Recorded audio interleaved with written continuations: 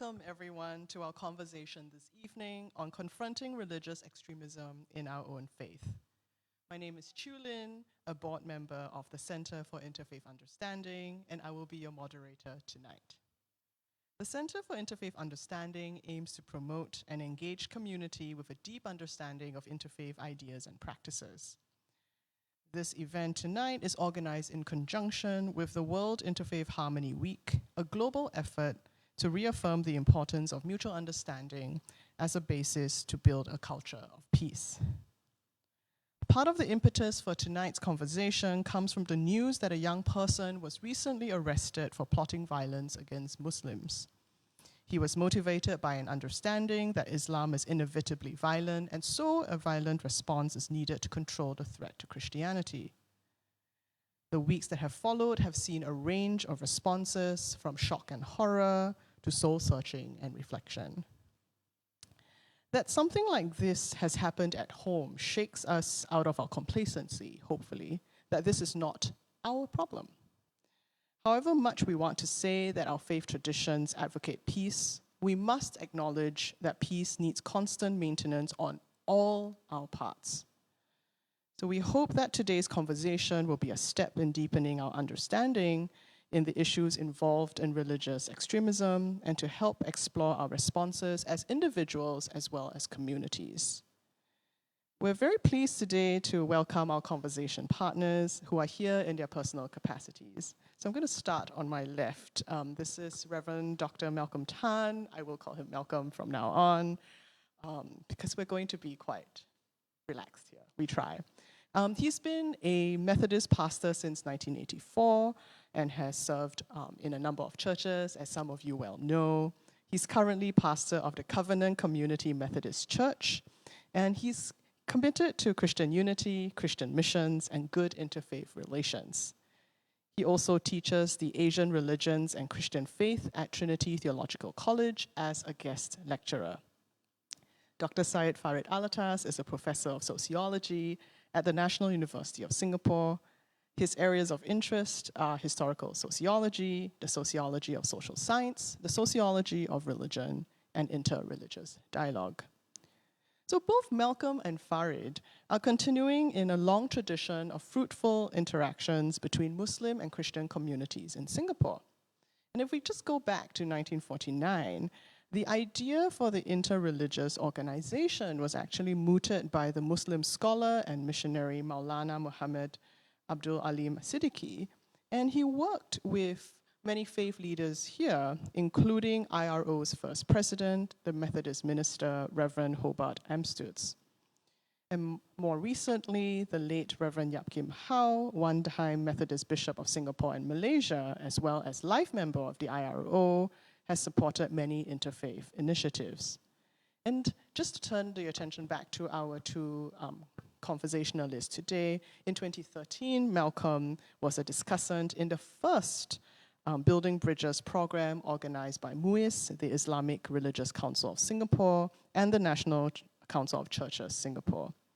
He's also participated in quite a number of interfaith events, such as the Ask Me Anything program at onepeople.sg in 2018, Dialogue on the Role of Religion in Society in 2012, organized by the Harmony Center, and Christian-Muslim Dialogue on the Crucifixion of Jesus, organized by the Graduates Christian Fellowship.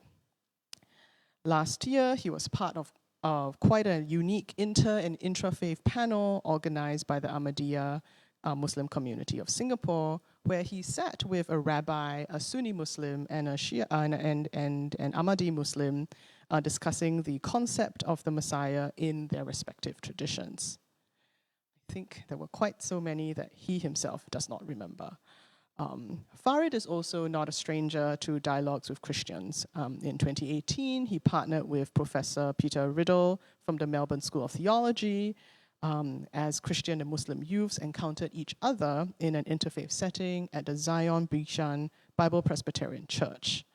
And in 2019, he joined historian Dr. Ernest Chew in a Christian-Muslim dialogue held in conjunction with Singapore's bicentennial commemoration. This was organized by SIFU and the Biblical Graduate School of Theology. And at this event, Farid called for Christians and Muslims to confront religious extremism in their own faith, including the rise of Christian far-right extremism, which is a really good time, I guess, to open our conversation to ask, so why are we surprised that something like this happens? Well, I'm not surprised. Um, Actually, for many years, during various on various occasions, both in Singapore as well as in Malaysia, um, I've been saying that while we recognize the problem of extremism among Muslims, both both the violent, physically violent, as well as the non-physically violent forms of extremism, right? We recognize that phenomenon among Muslims. The attention, at conferences, at forum, in research, and certainly the media, is almost always on extremism among Muslims. When we have, and this is certainly the case in Singapore and in Malaysia, I'm from Malaysia, so I know a bit about the situation there. You do have a strong, a tendency towards for what we could call Christian extremism, in the form of, for example, Christian Zionism or other forms of Christian fundamentalism. That is there, but it's never received the attention, and I've been saying that for a number of years.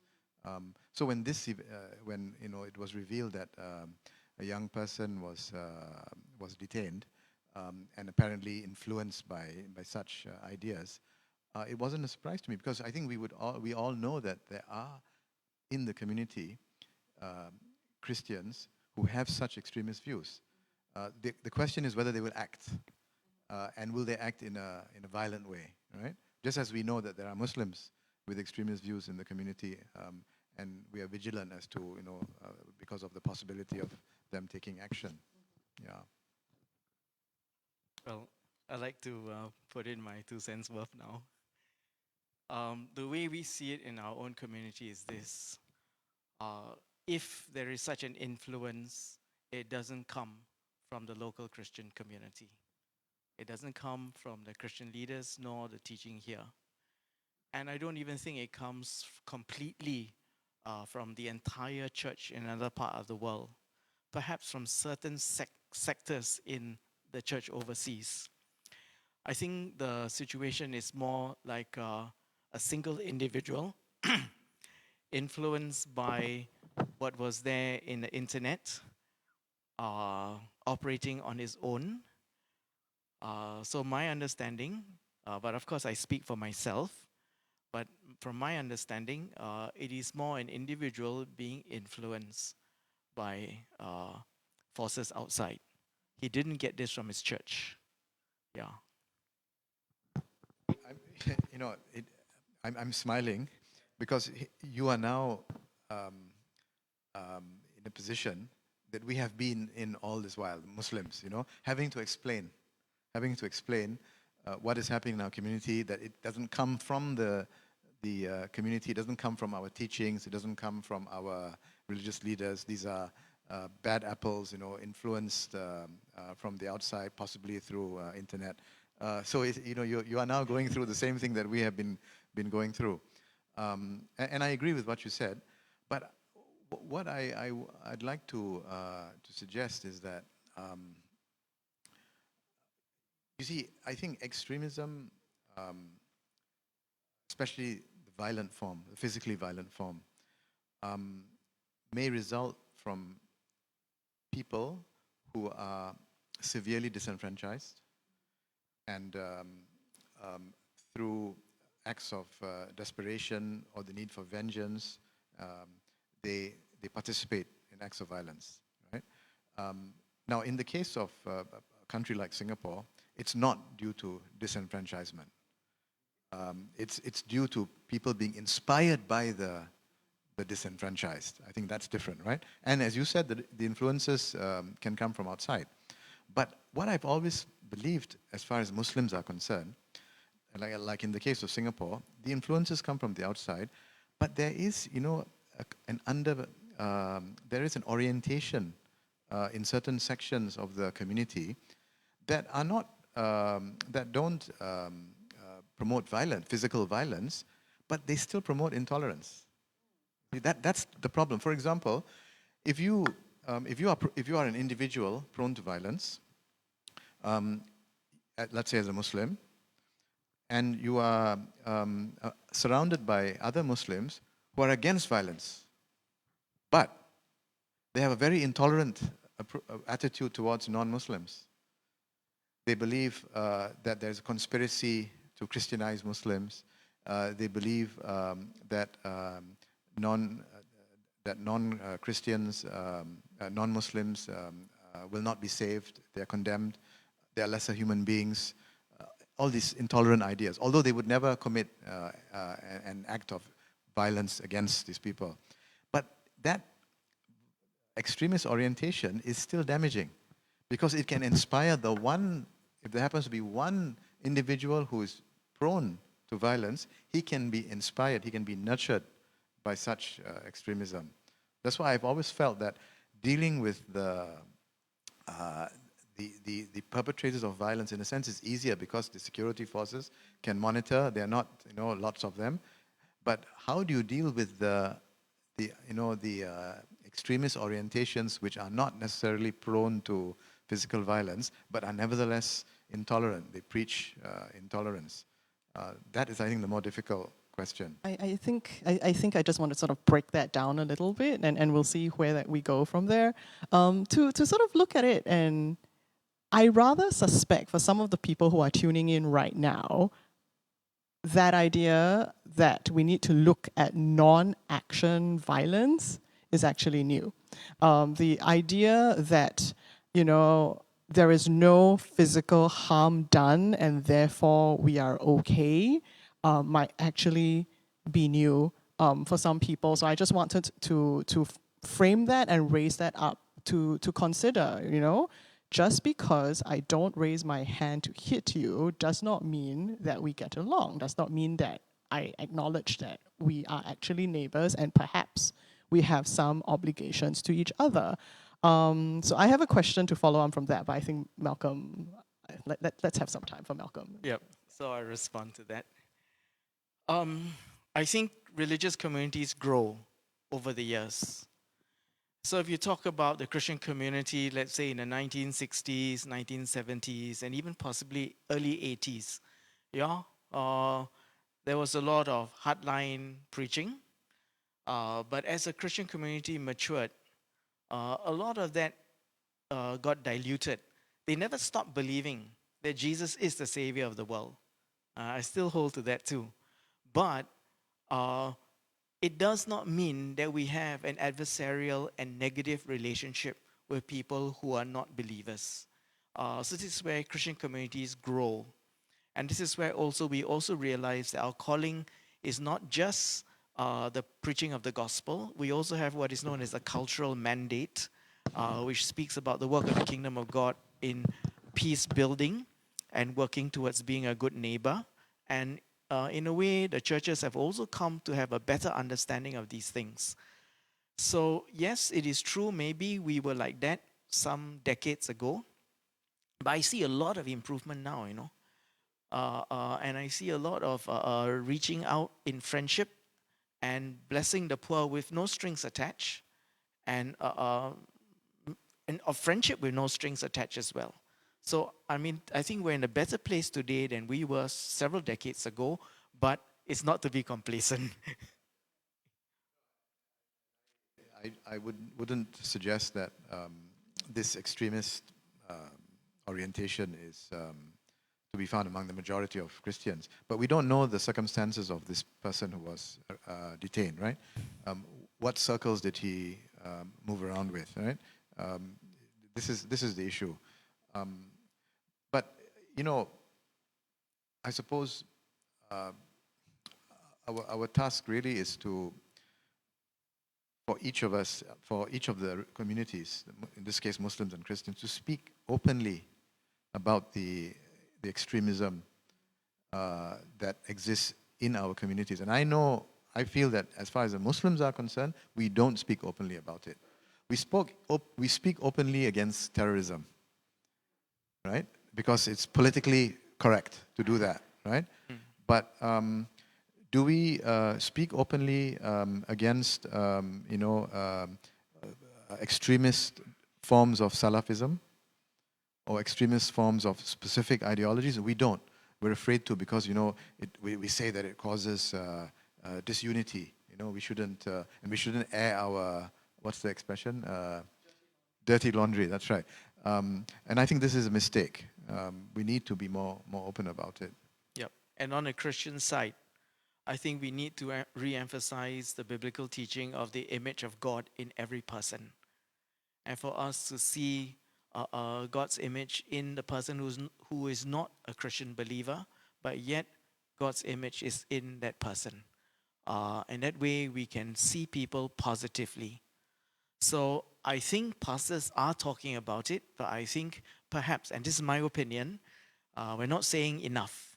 Yeah, and we need to emphasize about learning to love our neighbor and to also appreciate that God is working in the life of the person that does not yet know the Lord Jesus Christ. So that's something that we need to, grow and develop in. Yeah. So I'm wondering, like, what, if I may make the question a little personal, what helps you as a religious professional to have a conversation like that? And what are areas that you think you might want to grow a little bit more in or need a little bit of help with? Well, so I've made it a point that I will always have friends who are not Christian, because I found the longer I'm a Christian, the less friends I have who are not Christian. So I have to be intentional in building bridges and to be a genuine friend. Oh yeah, but not all my friends who are not Christian hold to religious faith. Some of them don't believe that God exists.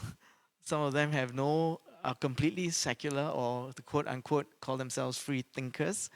And I ask God to give me the grace to relate to them in a positive way, for they also have the image of God.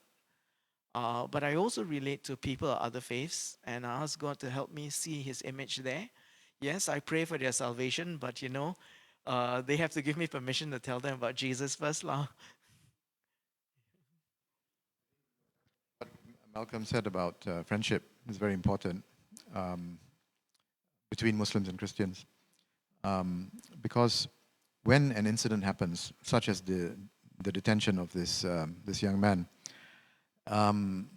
we don't want to see a situation where Muslims start to become suspicious of Christians, and Muslims start to develop negative stereotypes. And there are already negative stereotypes that Muslims have of Christians, and we don't want those to be exacerbated and to be intensified, right?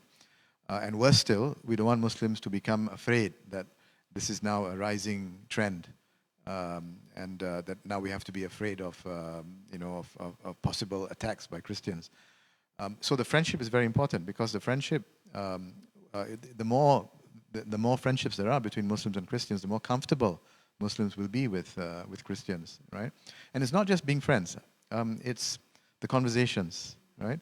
Because the things you say to each other have a profound effect on what you feel about not only the person but his community, his religion, right? And I'll just give you an example.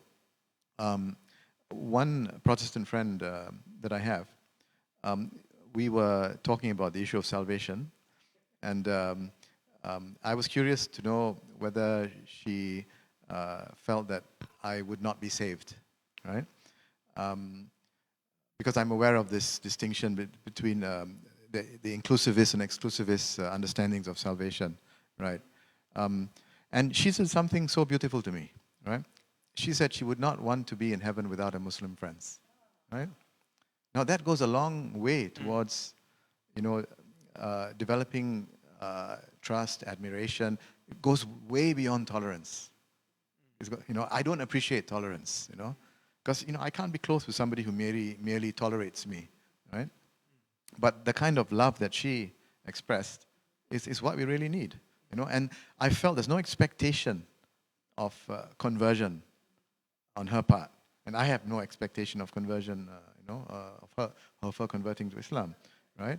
So there's completely being comfortable with each other, and having similar goals in life, include similar values, including the ultimate goal, similar. That's to me quite fascinating and lovely. Yeah. I think it's good for me to hear stories like that because, like, I can be very cynical by nature, and I will open a newspaper, and basically the speech is, your holy text says peace, your holy text says peace, we're all going to get along. Just like that. As if, the words are all that matters, and it's not. But to also appreciate that it's taken a fair amount of work on your friend's part, just on her own thinking and her own relationships, to be able to think that way, and then to be able to say that with you, and it says something about the two of you and the relationship, and then the question becomes, is this possible for more of us, and why or why not? I mean, I'm putting it out there, but I think you have something else that you'd like to say. Yeah. So for me, friendship should not have strings attached. If we're friends, we're friends. We're not being friends in order to achieve something. And so I think, that should be a clear understanding. So this issue about heaven or hell, salvation, I must say that it was our good friend Imran that put me in a spot. Yeah. So I think it was at Harmony Center. He asked me in front of everyone there in a conversation, do you still believe that Jesus is the only way? I said, yeah, I do with all my heart. So he asked me directly, so am I going to hell? Yeah, so it's a pretty hot one, with all my friends there. So it forced me to look at my own convictions. And I could only say this to him. I don't know if my memory fails me. Imran can correct me. I said to him, Imran, my Bible says that on the last day, God will tell us who will go to heaven and who goes to hell. So my answer to you is, number one, I'm not God. And number two, today is not the last day, so I don't know whether you're going to go to heaven or hell. But this I know, Jesus said, whoever believes on the Son has everlasting life. I call upon you, by the mercies of God, to one day consider the claims of Jesus Christ. So I hope I was a Christian there, and I hope I was also a friend there. So my view now, and it's been with me for many, many years, I do believe Jesus is the only Savior, but I dare not point my finger and say, you, Mr. Tanakau, you are for sure going to go to hell. In the end, God knows if Tanakau really, really has the Lord Jesus in his heart or not. And it could be that some who are not professing Christians, maybe Christ is known to them in a mysterious way, which I cannot explain, but I just trust the Lord. And we leave it to the work of the Holy Spirit. Yeah. So just holding that very real sense that you are not God and we are not God, and to hold that. Yes, but I have to be true to what my scriptures say. Yeah, and so for me, I believe all my heart that Jesus is the Savior of the world, and whoever trusts in Him will have eternal life.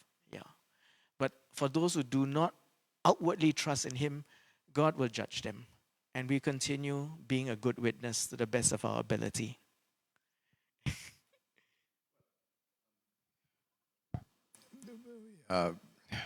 I think we have, different views. Among Muslims, we have different views about salvation.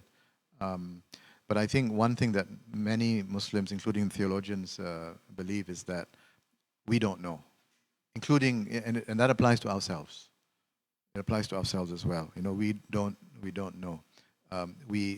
That's why we continuously remember God. We continuously invoke His name. We continuously strive to do good deeds because we want to have that goodly ending, a good place in the next life. But as far as the distinction between different religions are concerned, especially when it comes to Jews, Christians, and Muslims, Not that I'm excluding others. I'm not saying that others have a different a different station or lesser chances of salvation. I'm by no means saying that. But there's something interesting to say about Jews, Muslims, and Christians. Something interesting, but also maybe mischievous, right? Which I'm saying. That you see, we are like three siblings, right? We are like three siblings. Each one claims they know the father better. Yeah. And they're quarreling among each other, right? And the father is probably, I hope, the father is up there smiling, and smiling, and noting that we none of us have got it right, actually. I mean, none of us have got it right in the sense that we really don't know the end. Really don't know the end. And as you said, we're not God. We don't judge. Yeah. I want to pull us back a little because Yes. we're not at the Harmony Center. Yeah. It probably means that we should revisit that topic at some point. But Yes. to just sort of bring it back to the present, right? Whether we're using the image... I'll just do a quick one. Yes, yes, of course. Okay, my quick response is this. Jesus Christ is a stumbling block. He's a stumbling block for the Jew and for the Muslim. Because of who he is and who we believe that he is, he will be the stumbling block for both siblings in the Abrahamic family. We long for the day when the stumbling block will be removed and God will open all eyes. And that will be a Christian view. But of course, from our view, our point of view, I suppose from the point of view of the Jews is that how the stumbling block is removed. We disagree about how the stumbling block is to be removed. And at a certain point, at a certain level, you can never resolve these problems, right? So the idea is for the siblings, and this is not getting away from the topic, right? The three siblings, cannot expect to resolve all their differences, right? They have to recognize their differences, and they have to, but at the same time recognize that they come from the same source, they have the same father, and they all love the father equally, even though each one may disagree with the other about what the father is, right? Given that we're in Singapore, where it's not just the three, religions that we're sort of talking about. So to sort of pull it back, to sort of say, how good are we in Singapore, in the Christian and Muslim communities, as well as in the other faith groups in Singapore, about talking about our differences? How good are we in saying, here's where I disagree with you, and I want to understand, or here's where I disagree with you, and I just really cannot be in the same room as you, what have you observed? What are we good at? What can we get better at? This is where we need to have social maturity. I think we're having a struggle there. Because where there's disagreement, there's also conflict in a lot of discussion. I long for the day where we can actually say we're friends even though we disagree. Yeah, and because we don't have that social maturity, we think the only solution is to go for theological relativism. That in the end, all of us are saying the same thing, and in the end, we all have to admit that all roads lead to wherever. I think we need social maturity to be able to say, hey, I don't agree, but I'm still your friend, and I'm still committed to religious harmony. And I think that's where we should be going. I agree. I think interreligious dialogue has been, in Singapore, has been too safe. The different leaders proclaim their, that they're committed to peace, and they only want to speak with each other about the commonalities, about the common values, which is important to do, but we need to go beyond that. We need, as you said, we need to recognize the differences. The challenge is to be comfortable with the differences. Because the differences will always be there. Can we be comfortable with them and still admire, appreciate, and love each other, right? And the other thing is, we need to be brave, and I think this relates specifically to our the problem that we are discussing today. We need to be honest about our problems, to discuss extremism, to discuss the extremism in our own religious community, but also to discuss extremism with each other. Because, for example, Muslims need to understand what Christian Zionism is, and there's a negative connotation attached to Christian evangelism, right? The word evangelism, unfortunately, has become a dirty word. I mean, it is, the evangel is it refers to, yes, it refers to Christ. In Arabic, we use the word Injil, and we cherish the word. But it has become, evangelism has become, the derivative of evangel has become a dirty word. So we need to learn from you about what the evangel is. How do you understand the evangel? Even if we disagree with you, we need to understand that your understanding of it, the Christian understanding of it, is something good, something holy, not something that's predisposed to violence and so on and so forth. It's not Trump. It doesn't represent Trump and so on and so forth. Perhaps some stereotypes do come from somewhere, and to sort of go, oh, is the message and the intention actually matching up, and why is it matching up, or why isn't it matching up, and is that going to be a problem, right? So I take what Farid was saying just now, that we need to have friendships. And I must say that the National Council of Churches, under the leadership of the church leaders right in the past few years and even now, they've been really building bridges and making friends with our Muslim neighbors, and vice versa. MUIS has also been reaching out to the NCCS, and there's never been a doubt that we're compromising on both sides, but we have been building bridges of friendship. And I think Imran can testify to that because he was actually party to some of that in the past. So I think that friendship you're talking about, actually the church leaders have been actually doing a good job. Yeah. So I want to park a question, and then there is something from the audience that I think we should pull back to. And the question I want to park is exactly the way you phrased it, right? There is friendship between leadership. What about the rest of the church? Right? What about the rest? What about the rest of us? So I'm just going to park it out there, and because there's a question from the audience that I think we should also pull back to, about whether or not exclusivist views within religion translates to extremism down the road, right? To sort of say it's not quite my way or the highway, but I think I have access to the truth. And at what point does it then become a risk of, please have it, and I'm going to give it to you whether or not you say you want it? So I think the Christian community is being focused on right now.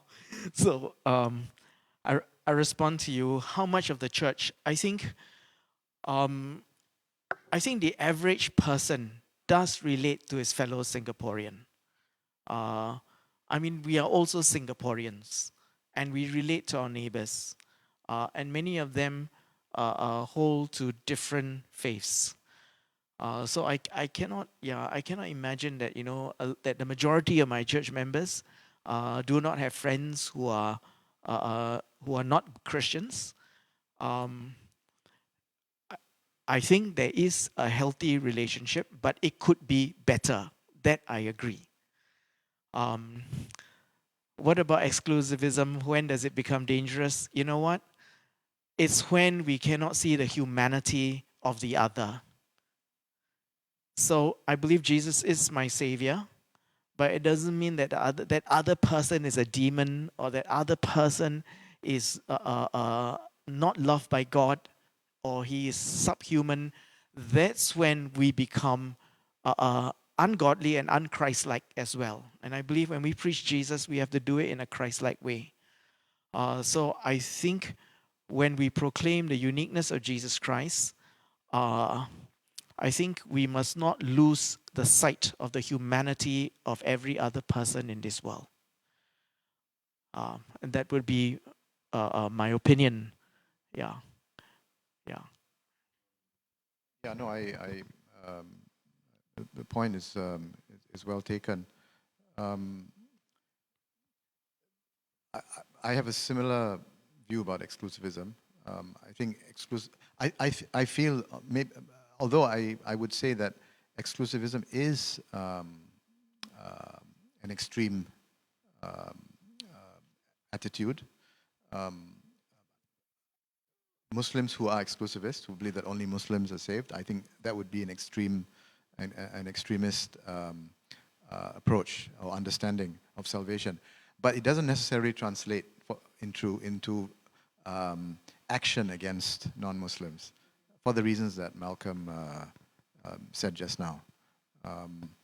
But you know, the point is, we need to have these kinds of discussions and dialogue so that people understand what what our respective views are, and that people also understand that there's a variety of opinions within a particular religion. I also wanted to say, the earlier point, I think it was a question that somebody asked, or a comment about friendships among religious leaders. You see, Singapore, I think, is a model case as far as that is concerned. The religious leaders are very close with each other. Some of the leading religious figures in Singapore from the different religions know each other very well. They're close with each other, right? I mean, if you just take, I shouldn't speak about other people, I take myself, right? I have the handphone number of the rabbi of Singapore, yeah? From time to time, I call him. I have taken my students to the synagogue on study trips. I've got good connection with some of the Christian leaders, both Protestant as well as Catholic. So this is good, but what the person mentioned just now, does it trickle down to the congregations, right? So do the religious leaders speak about these issues in their respective congregations? For example, I don't know. Maybe I'm not well informed about this, because this detention, the news about the detention just came out. In the mosques, are the imams during any occasion, at least, well, there are Friday, congregations going on a smaller scale, but there are also activities going on through via social media. Are the religious leaders, the imams and religious teachers and so on, talking about Christianity to their Muslim followers, right? Are they doing damage control, in other words? Are they saying, look, this might have been a Christian extremist, but this doesn't reflect Christianity in Singapore? Are they doing that? So that's what needs to be done, right? So that this the friendship, if I'm really your friend, Yeah. right, I would want to correct the misrepresentation of Christianity among Muslims, right? Partly for your sake, because you're my friend. So I should do that. This is what we need to do as religious leaders. The religious leaders need to do this with their respective congregations, I think. But you know what? Sometimes the authorities help lah. And so the Christian leaders went to visit the mosque, Yeah. and also there was a statement made by the Mufti about the affirmation to us of the true nature of Christianity. And I'm sure the everyday Muslim will know that this has happened. They would have seen in the Berita Harian and in the Straits Times or whatever, and they would also see the Mufti's position. So in a way that helps, even if supposing nobody says anything, at least that helps. Yeah. And on our side, I think on the Christian community side, I think everyone is saying, wow, we cannot be complacent. How did this ever happen? Yeah. So But what is next, lah? We cannot. I think a lot of things are very easy to say. It's not what's happening in the last 2 weeks that is important. It's this time next year, what would have changed about the way faith groups interact with each other? What would have changed about the ways faith groups interact internally, right? Because we cannot keep relying on press statements, visits,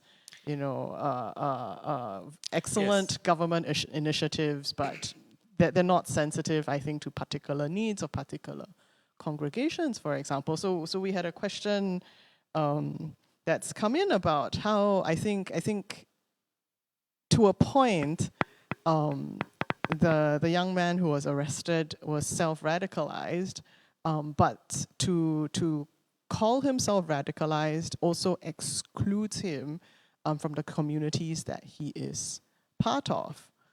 So then what does it mean to own that person, even though we say, oh, this is not what our holy texts say, but he is one of ours. Yep. So we must treat him in love. We must not treat him as some evil person. What does that look like? It means that we cannot ostracize him. I understand that the National Council of Churches has reached out to the church that this young man comes from. But let's be fair to him. Let's not talk about him because we know nothing, we don't even know if this guy is really anything more than a nominal Christian. We have no idea. I would just leave it as that, and also for the sake of his family. I'm sure this is a very painful time, but our prayers are with them, and I'm sure the leadership of the churches in Singapore will connect with his community, whatever that is. But the point you raised about, or somebody raised about how things, what will be the state of inter-religious relations or dialogue a year from now, right? Now, if we take the experience of the Muslim community, after 2001, 9/11, there was a stepping up of interreligious, interfaith activities in Singapore, both by the IRO and also the government. And the government took a very keen interest in interreligious dialogue. But I think it's almost it's 20 years, right, since 9/11. I don't feel that interreligious dialogue has really progressed. You see, it has intensified. In quantitative terms, it's more visible. More of it is going on, and I think that's very important, right? And there is more interest. There's more research, even. But I feel that the quality of the dialogue still remains at that safe level, where we're not able to, tell me what you do at Hari Raya sort of level. Yes. We introduce the basic tenets of our faith, and we talk about our ritual. We talk about the basic beliefs. We talk about common values, right? These, as I said earlier, these things must go on, but you need to do more than that, right? Because you need to do things. You need to talk about things that helps to dispel myths, stereotypes, right? And where there are not stereotypes, where they are true, we need to understand and be comfortable with them. One of the examples I always give, I tell Muslims that, look, we don't believe in the way Christians believe in Christ, right?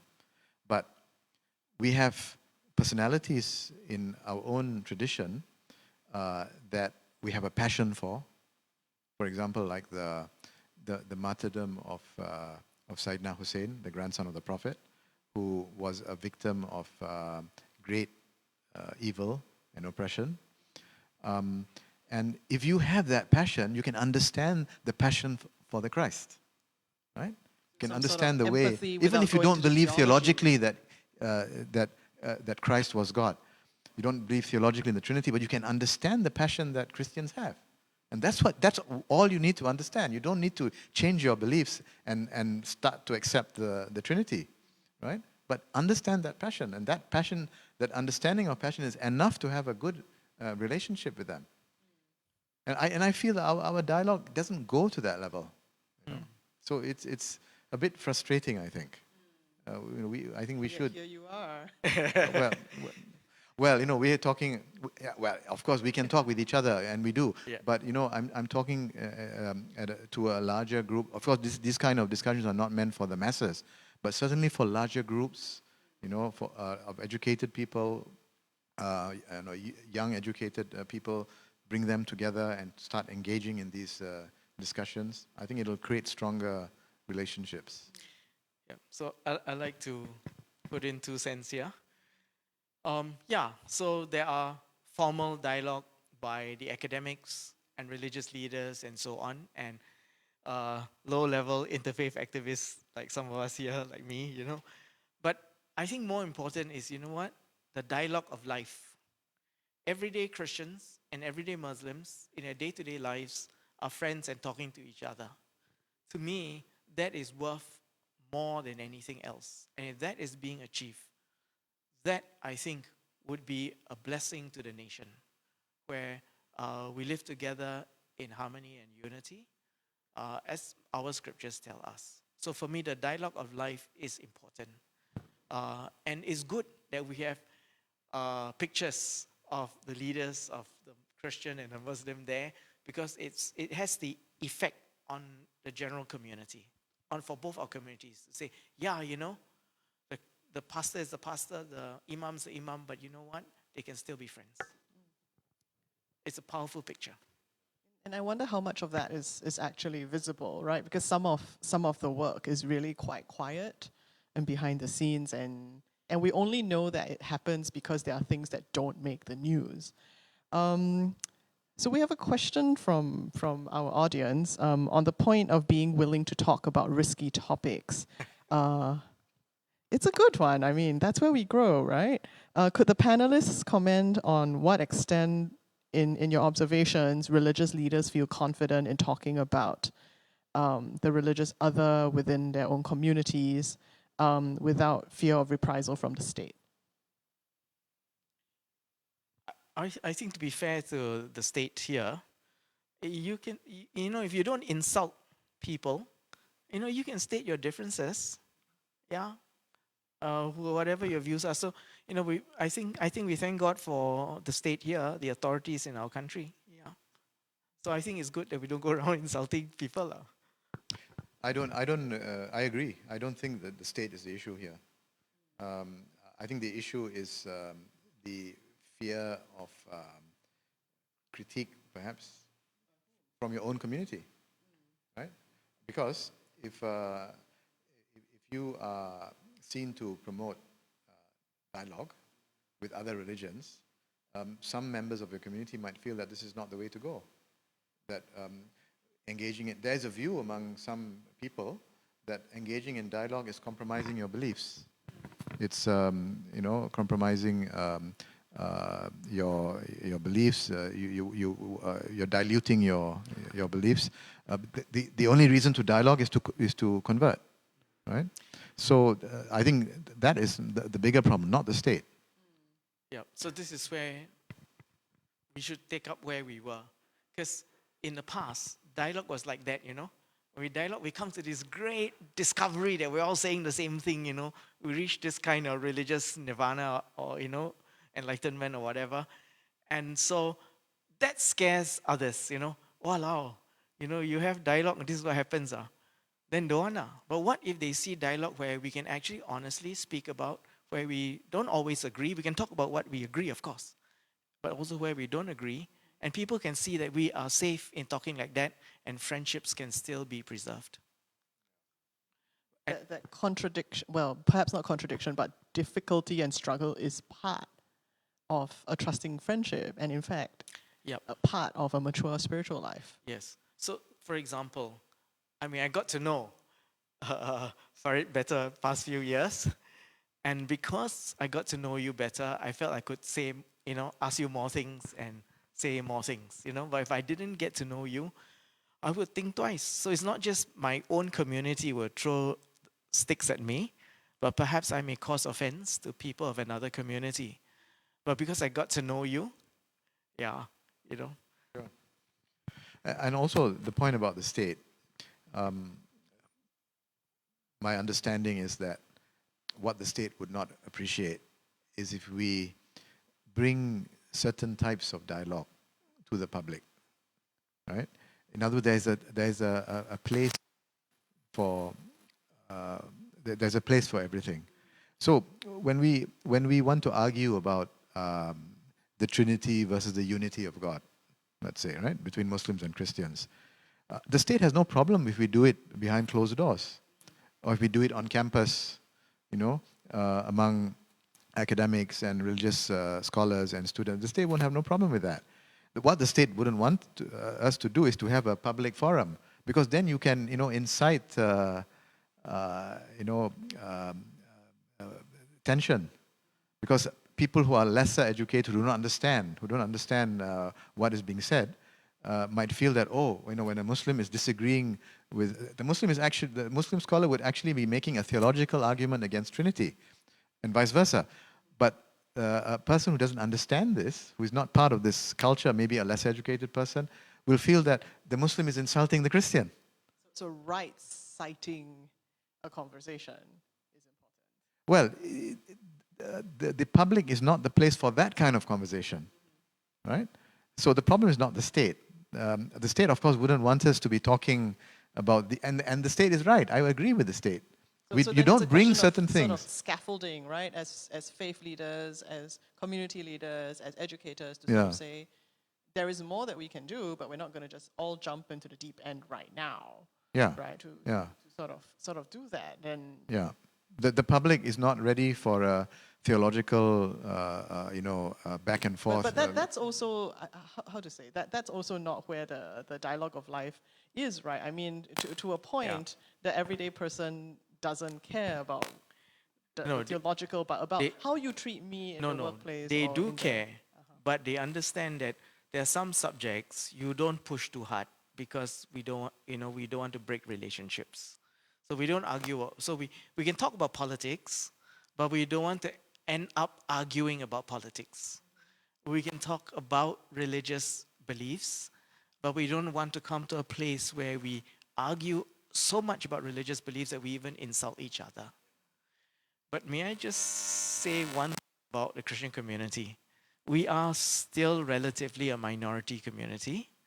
We are not here in Asia as long as the rest. And for many of us, we are converts. We are still first generation. The majority of Christians are still first generation. So if you tell me that people attack the Trinity, they're used to it.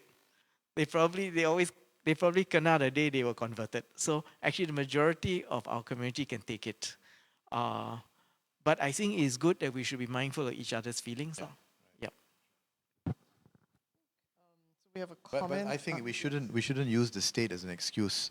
Yes. To not dialogue. Yes. Yeah. So we or need to widen the dialogue. We need social maturity. Yes, exactly. Yeah. So what is the next thing to push to sort of scaffold us a little further, right? Because it is very easy to say we want that.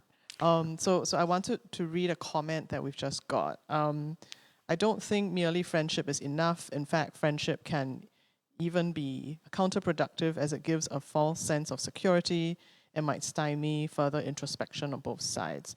So this person gives us an example from the topic of racism.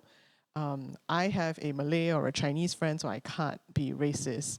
But that's erroneous. I mean, I can have a friend, but that's not licensed to be anything.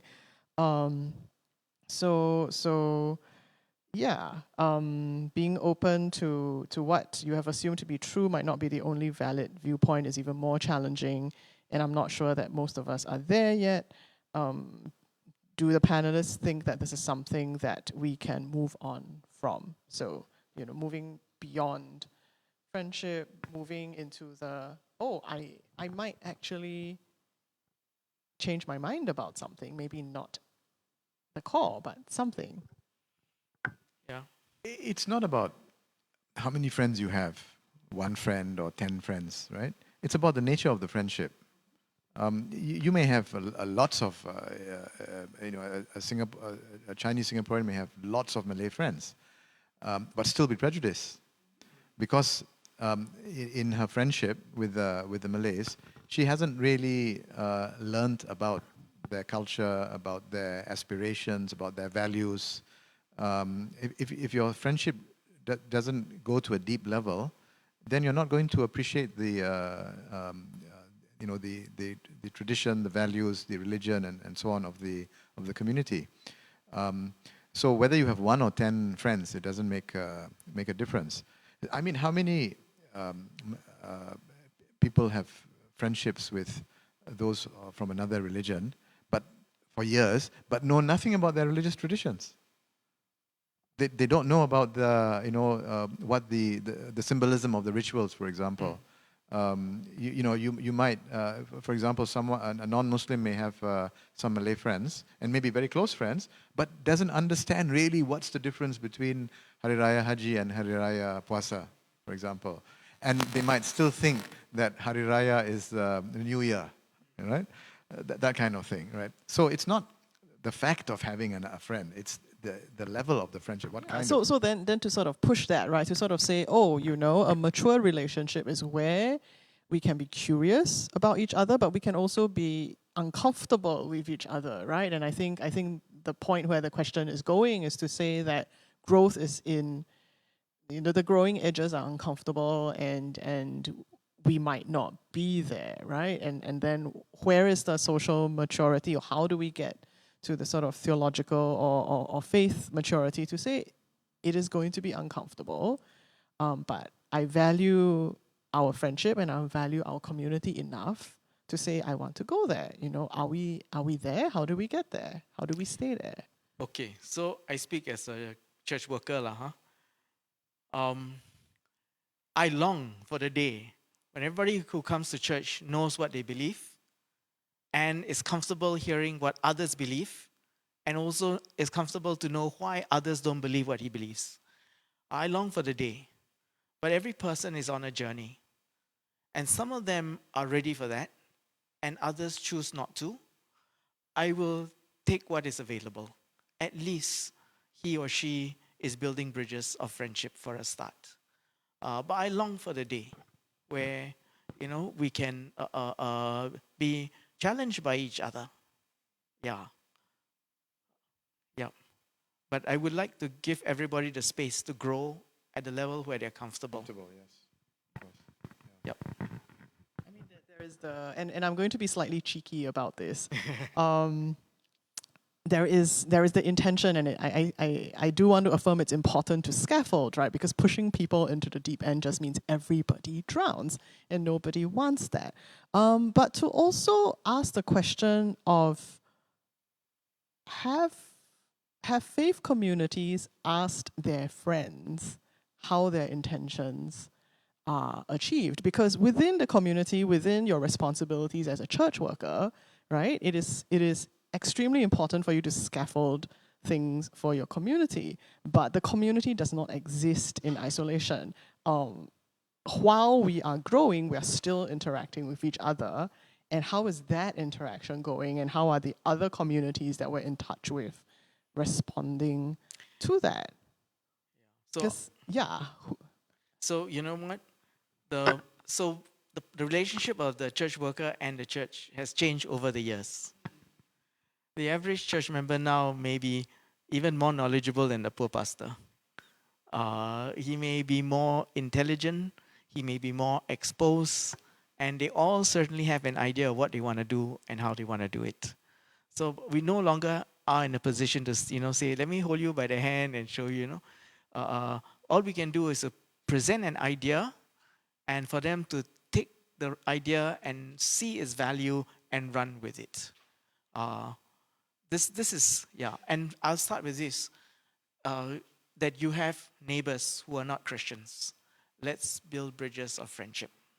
Yeah, and I will start with this. Yeah.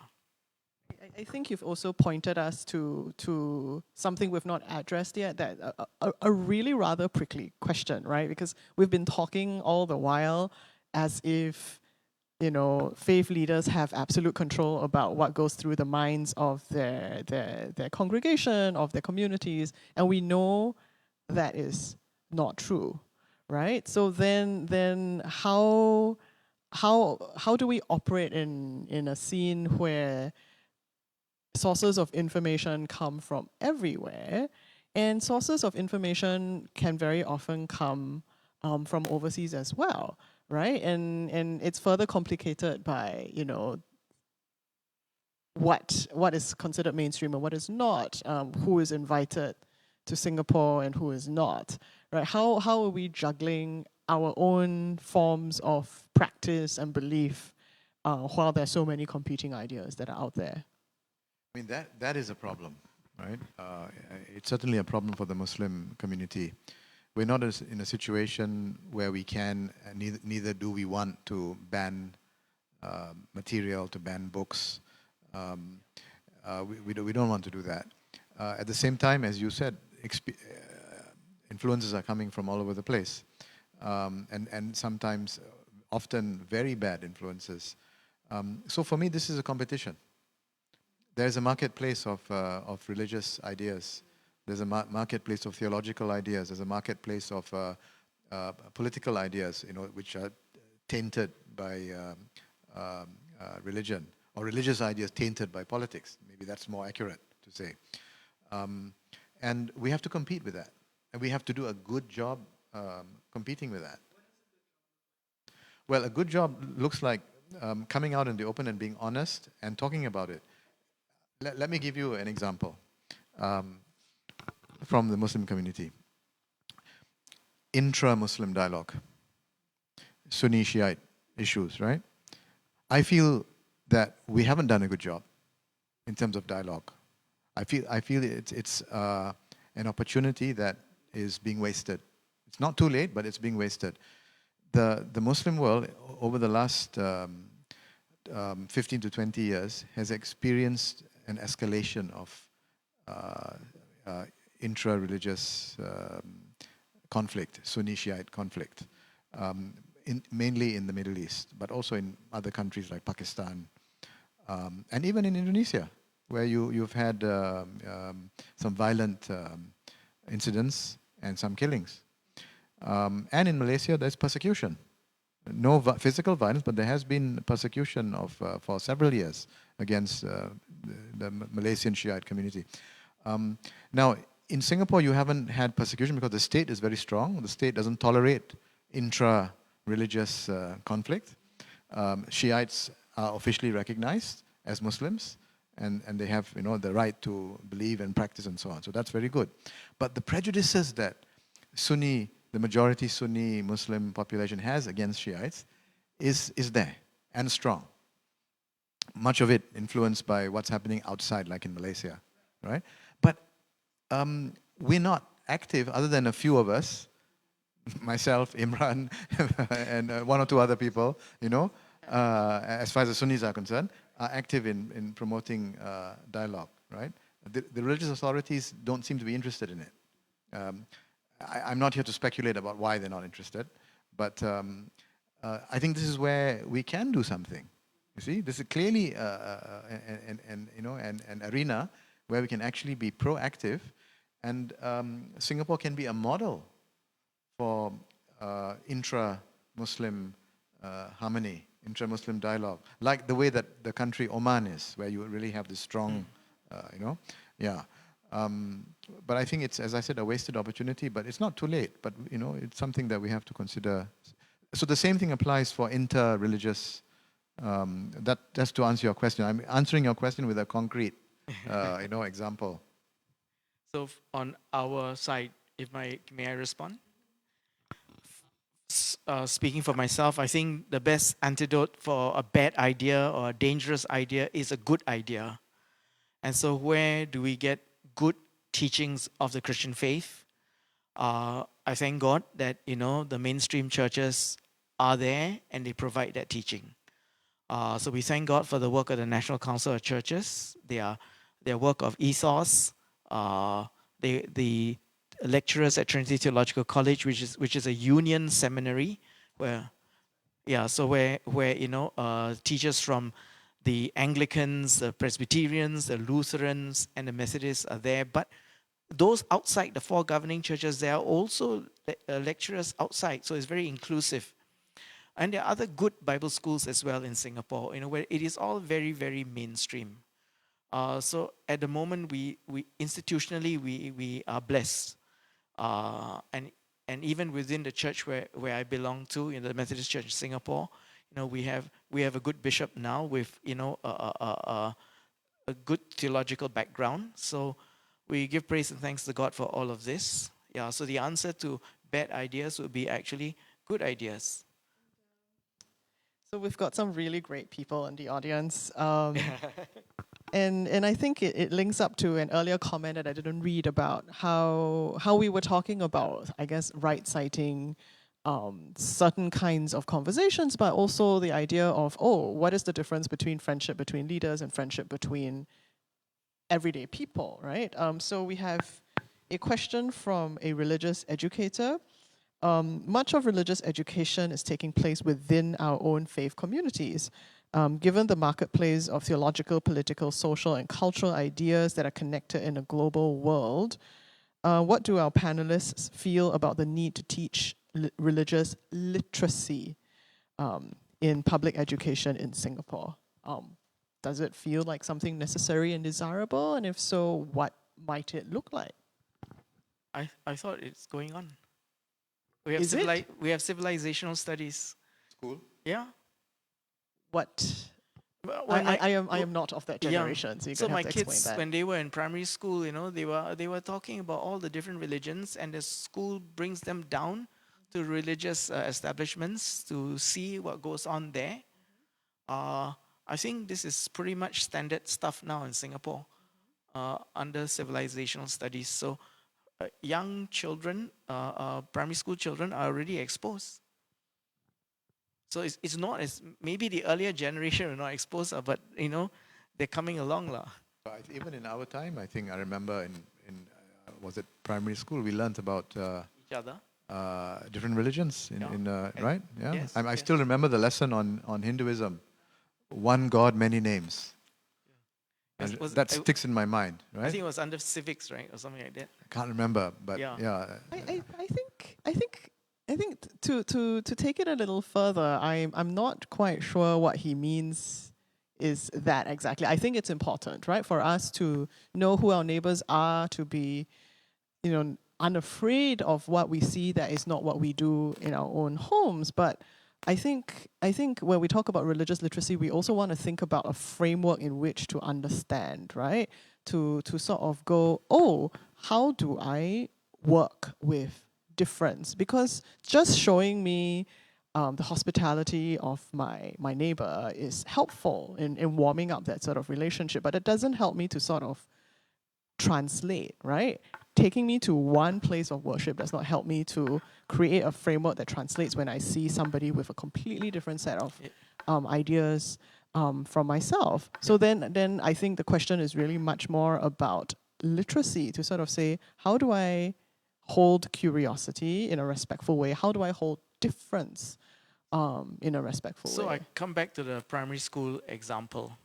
Okay, so I wonder if we are exaggerating the problem, because I just look at the experience of my boys when they were in ACS. They that they had books about other religions, civilizational studies, and they also were brought for all kinds of program visiting, and they always brought back friends to their home who are of all different backgrounds. So my children brought back Malay Muslim friends. And I will ask the big brother that brought them, does he need lunch here? Say, yeah, sure. So I make sure that the canned food I open has got a halal sign on it. So so I think there's a lot more interaction than we think. So, but maybe for the earlier generation, maybe that's a problem. But I think, I don't know. But to me, I think the younger generation is not that bad. No. I mean, like, let me figure out how to put this politely, because what is in my mind right now is absolutely not polite. I think hope for the future is real. Every year we see different groups of youth come up with projects that speak to their vision of what they feel society should be like, and it's very creative and they're very determined, and it's important that this is happening, and it's important that this continues to happen. Now, why this happens, I don't really know. I'm just very grateful that it does. But I think Malcom, you're right to say that there are probably more interactions and more meaningful interactions going on that is not visible to me as an individual or to groups of us. But also as somebody who reads the paper, once in a while I get to read in the paper about a preacher from particular communities that has been invited to Singapore who's been turned back because we've seen what they say in Singapore or we see what they say overseas, and it is like deeply disruptive to how Singapore feels it ought to be. So then if we are having such meaningful conversations, if we are having such meaningful friendships, who thought it was such a good idea to invite these people? Yeah, I think we mustn't underestimate our own Singaporean congregation. If they were to hear some crazy stuff, I can tell you most of them would just dismiss the guy and not accept what he says. The authorities don't even have to throw the book at him. I think the congregation will not want to have anything to do with him because most of them want to live in a peaceful, harmonious society. So this is to speak up for congregations. But I think the pastors that invited them did it probably in good faith, and assuming that our our social maturity here is the same for the guy where he comes from, but actually it's different. He has a different orientation, and this is where perhaps the one who invited him did not understand the difference. Yeah, and so when that happened, people got into trouble. I mean, it's not just trouble, right? It's not just the action of the state that the harm that it does to communities sets us back, right? To sort of go, now can I eat lunch with you? Is it actually okay? Yeah. So I think the church that invited one speaker here sent him back, and they reached out to the Malay Muslim community, and the pastor went to visit the mosque and all that nearby to his church and built bridges of peace, So because he's not like that. Yeah, in all fairness, he's an NUS product, I think. Yeah. So is if something good did not happen there, but praise the Lord that something good could then come out of it, lah. As we say, all things work together for good to those who love God. I like the prevention is better than cure sort of point of view about some of these things, lah. Because so you can't have a sanitized environment, a completely sanitized environment. No, but we would like to have an environment where people are sufficiently matured, yes, such that we don't have to ban books or ban speakers, right? I mean, I would prefer that, but unfortunately, when you have, for example, when you have Muslim preachers who say that it's wrong for Muslims to greet Merry Christmas to Christians, and we know that who they are, and we know that they are saying this, foreigners who are saying this on social media, and then they are invited. So we're wondering who is inviting them and why are these people, why are they being invited, and what's the effect that they're going to have on the community of people who already tend to believe those things, and we're trying to get them out of that belief. So we want to prevent that, but at the same time, we want to have an atmosphere of freedom where people and works and books are not being banned. So I think the only way we can reach that situation where we don't have to ban speakers and ban books is if the community is resilient, if the community is strong, right? That the core ideas are strong, so we don't bother about fringe ideas. So then to be able to articulate for each community to articulate for itself, this is what we believe, this is how we believe it. But you see, for that to happen, at least for the Muslims, for that to happen, the community has to be really rooted in their tradition. Right? And then what does that mean? It's back to what you were saying about the teachings. You were talking about the teachings of the church. It's the same thing. You have 1,400-year-old tradition of teachings that are rooted in the idea of harmony. For example, if you talk about Christian-Muslim relations, you just have to go back to the example of the Prophet Muhammad's attitude towards Christians. The treaties and agreements that he, the covenants that he made with the Muslim community, that they are required to protect Christians. One of the most famous was the covenant concerning the church. Mount Sinai. Mount Sinai, yes. That means you're not only to be tolerant, but if you are really to follow, and the Prophet said, if you don't follow me, you are violating a covenant with God.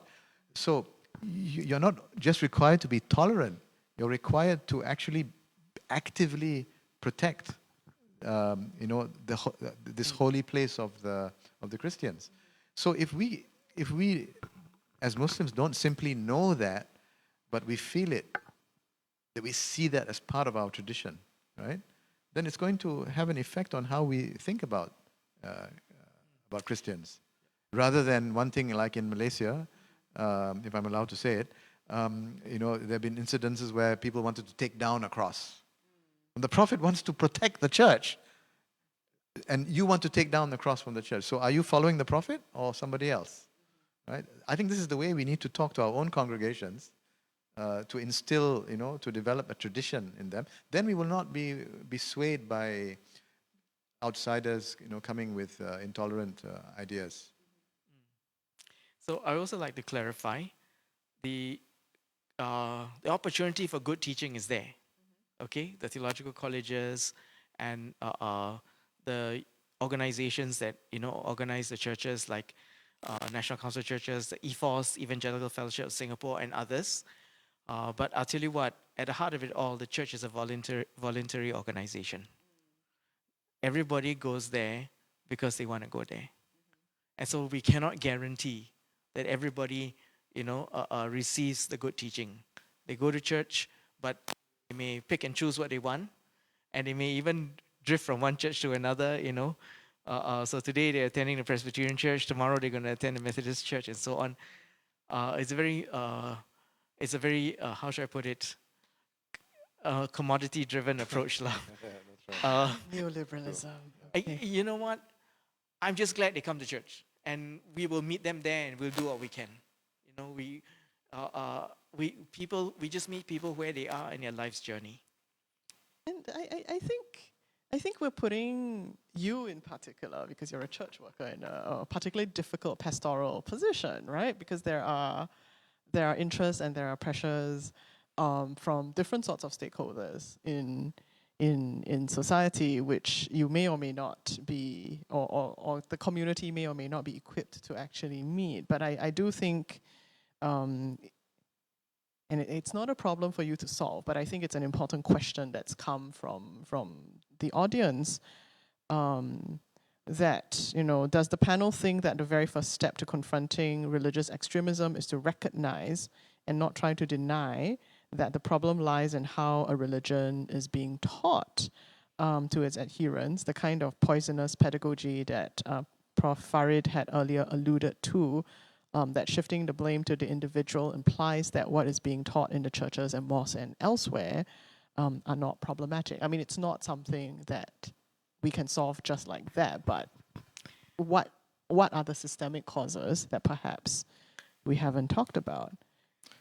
I can tell you, as a church worker, I cannot speak for the others. Yeah, I am a lowly church worker. Okay, so I just speak from where I am. I think we need to talk more about the image of God in every person, whether or not they know the Lord Jesus Christ. We need to appreciate the humanity of every person, and that is a biblical truth. We need to teach more about that, and we need to also encourage practicing that. And I think for us, we have forgotten the parable of the Good Samaritan, the religious other that was the moral hero of a parable that Jesus told. I think, we need to go back to the words of Jesus as well.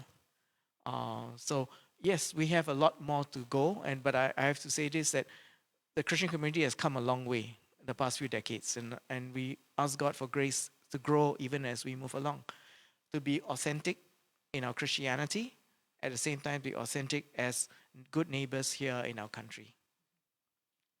So my answer is a little bit different, although I don't agree with what you were saying, but I have a different emphasis. I think we need to be honest with the problem, right?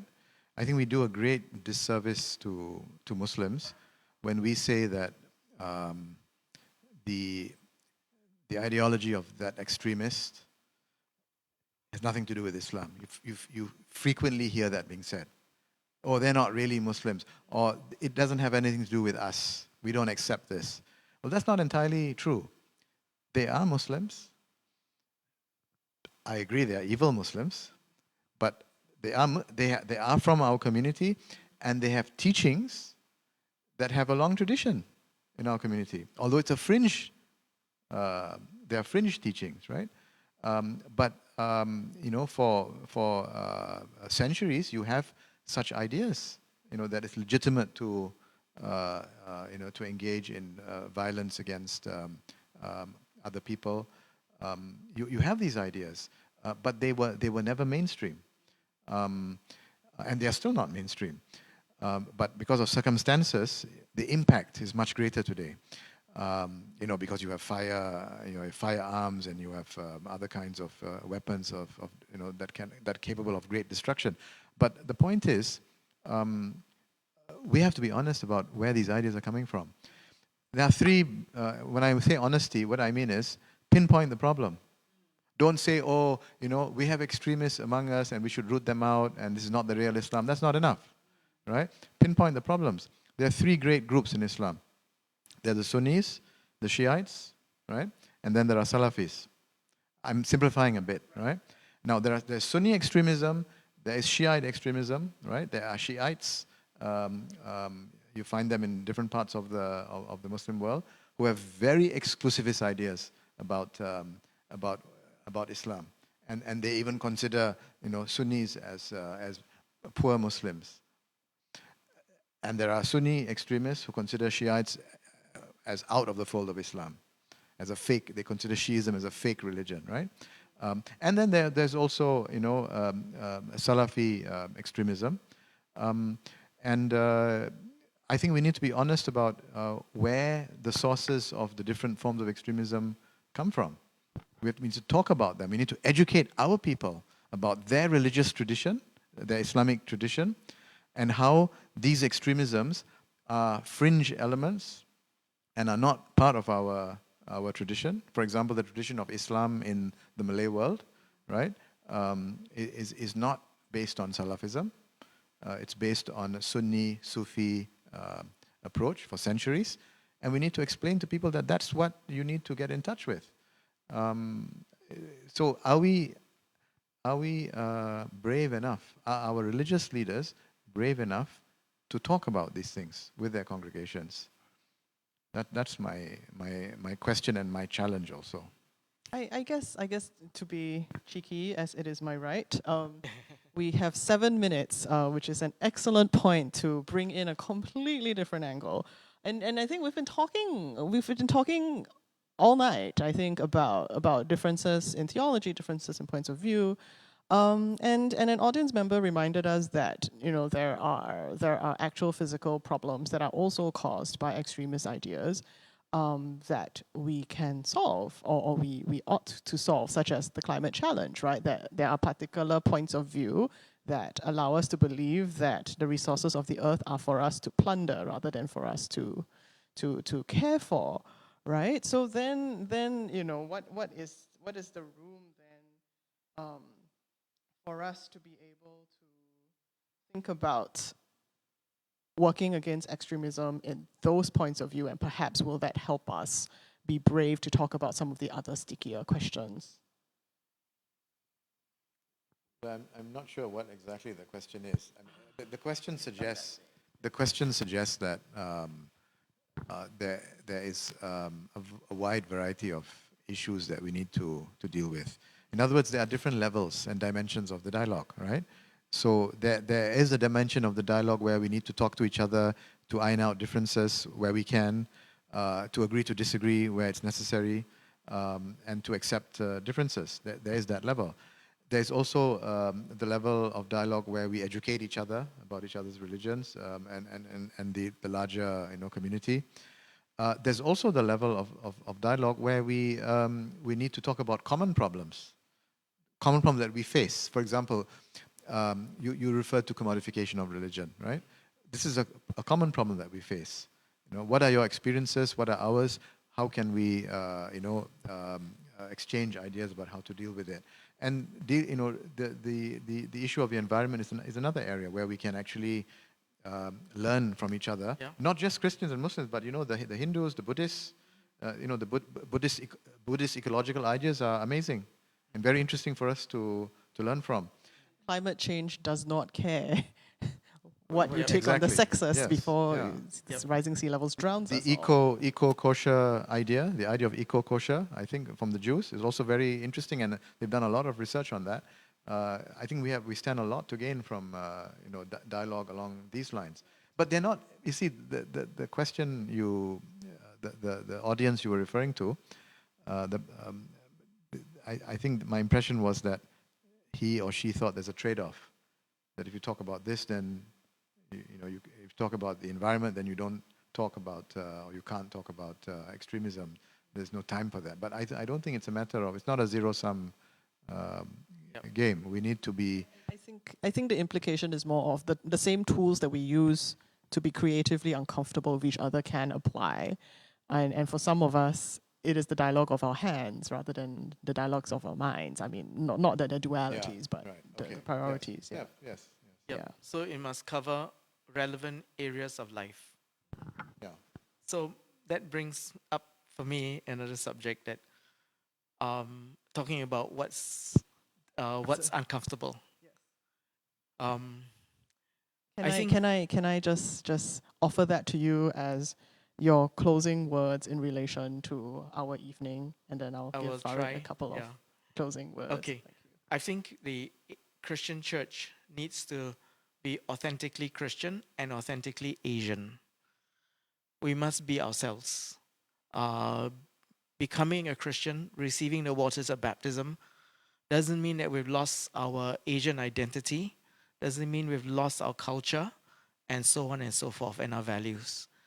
And does not mean that politically we've now taken sides with another part of the world. I think we must realize that, this is who we are and this is where God has placed us. Our roots are here. We need to be authentic as Christians and as Asians in whatever way that is meaningful for us, I suppose. So for me, that's another area that, we need to be honest about. We need to see the non-Christian as someone created in the image of God, that God loves and Christ died for, and likewise we ourselves. Enough of aping the West, and I'm glad there's less and less nowadays, from what I could see.